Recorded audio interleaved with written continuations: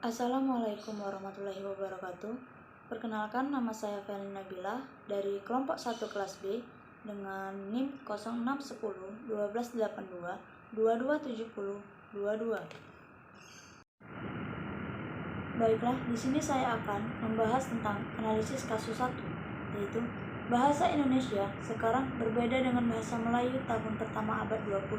Padahal bahasa Melayu adalah bahasa yang digunakan untuk bahasa Indonesia. Mengapa bisa berbeda? Bagaimana prosesnya? Mengapa pada saat Sumpah Pemuda digunakan BI, bukan bahasa Melayu? Sebagai asal BI yang jelas sudah memiliki nama sendiri. Menurut sejarah, cikal bakal bahasa Indonesia adalah bahasa Melayu. Dengan kata lain, bahasa Indonesia itu merupakan anak dari bahasa Melayu. Bahasa Melayu sendiri merupakan anakan dari bahasa Austronesia. Bahasa Melayu mulai digunakan secara luas sebagai bahasa perantara perdagangan antar bangsa pada zaman kejayaan Kerajaan Sriwijaya sekitar abad ke-7. Bahasa Indonesia dinyatakan kedudukannya sebagai bahasa negara pada tanggal 18 Agustus 1945 karena pada saat itu Undang-Undang Dasar 1945 disahkan sebagai Undang-Undang Dasar Negara Republik Indonesia. Dalam Undang-Undang Dasar 1945 disebutkan bahwa bahasa negara ialah bahasa Indonesia. Bahasa Melayu mulai dipakai di kawasan Asia Tenggara sejak abad ke-7. Yang menyatakan itu ialah dengan ditemukannya prasasti di kedudukan Bukit Berangka tahun 683 Masehi, Palembang. Talang Tuo Barangkata tahun 684 Masehi, Palembang. Kota Kapur Berangka tahun 686 Masehi, Bangka Barat. Dan Karangbrahi Berangka tahun 688 Masehi, Jambi. Prasasti itu bertulisan huruf Pranagari berbahasa Melayu kuna. Bahasa Melayu kuna itu tidak hanya dipakai pada zaman Sriwijaya, karena di Jawa Tengah juga ditemukan prasasti Barangka tahun 832 Masehi, dan di Bogor ditemukan prasasti Berangka tahun 942 Masehi yang juga menggunakan bahasa Melayu kuna. Pada zaman Sriwijaya, bahasa Melayu dipakai sebagai bahasa kebudayaan, yaitu bahasa buku pelajaran agama Buddha.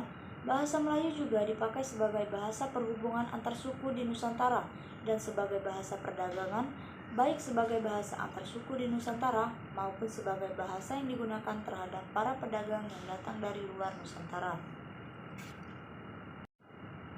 Pada Kongres Pemuda pertama pada 1926, Kongres menggunakan bahasa Belanda sehingga muncul pembahasan bahasa persatuan. Saat itu, Muhammad Yamin membahas masa depan bahasa-bahasa Indonesia dan kesusastranya. Ia menyatakan bahwa hanya ada 2 bahasa yang berpotensi untuk menjadi bahasa persatuan, Melayu dan Jawa. Dalam majalah Tempo edisi 27 Oktober 2012 disebutkan Yamin berpendapat bahwa bahasa Melayu lebih berpotensi berkembang menjadi bahasa persatuan. Pendapat itu diamini oleh Jamaluddin, namun Tabrani menentang. Bukan saya tidak menyetujui pidato Yamin. Jalan pikiran saya ialah tujuan bersama, yaitu satu nusa, satu bangsa, satu bahasa, ujar Tabrani dalam 45 tahun Sumpah Pemuda. Tabrani mengungkapkan pemikirannya, kalau nusa itu bernama Indonesia, bangsa itu bernama Indonesia, maka bahasa itu harus disebut bahasa Indonesia dan bukan bahasa Melayu, walaupun unsur-unsurnya Melayu. Pendapat ini juga diterima oleh Yamin dan Jamaluddin. Kemiripan antara bahasa Indonesia dan Melayu menjadi salah satu faktornya hingga akhirnya pada Kongres Pemuda kedua 1928 bahasa Indonesia diakrarkan menjadi bahasa nasional dan bahasa persatuan. Pembahasan mengenai bahasa persatuan tidak menemui ujung pada Sumpah Pemuda pertama dan dilanjutkan pada Kongres Pemuda kedua.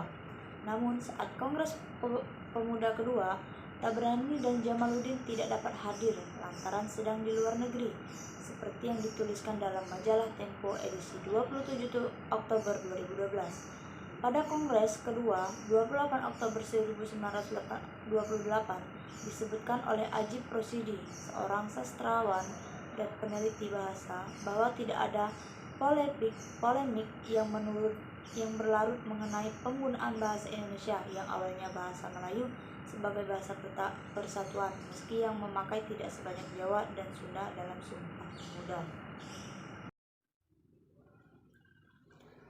Pada sejak pertama kali ditetapkan sebagai bahasa persatuan, hampir seabad lalu, bahasa Indonesia terus mengalami perkembangan.